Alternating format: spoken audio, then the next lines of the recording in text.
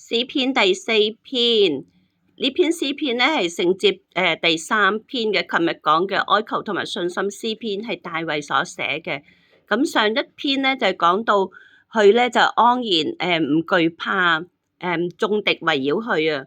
咁今次咧佢係進一步嘅喎，佢話咧獨有神，最尾呢句咧係獨有神使佢安然睡覺躺下啦。獨有耶和華使佢安然居住啊。咁係咪好堅信神嗰個保護咧？咁我哋讀呢篇詩篇，顯我為義的神啊！我呼籲你的時候，求你應允我。我在困苦中，你曾使我寬廣。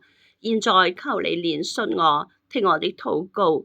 你們這上流人啊，你們將我的尊名變為羞辱，要到幾時呢？你們喜愛虛謊，尋找虛假，要到幾時呢？你們要知道耶和華已經分別虔誠人歸他自己。我求告耶和華，他必聽我。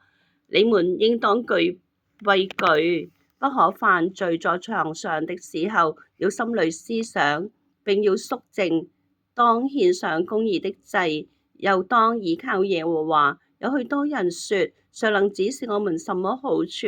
耶和華啊，求你仰起臉來光照我們，使我們心裏快樂，勝過那豐收五穀新酒的人。我必安然躺下睡覺，因為獨有你耶和華使我安然居住。這是上主的話。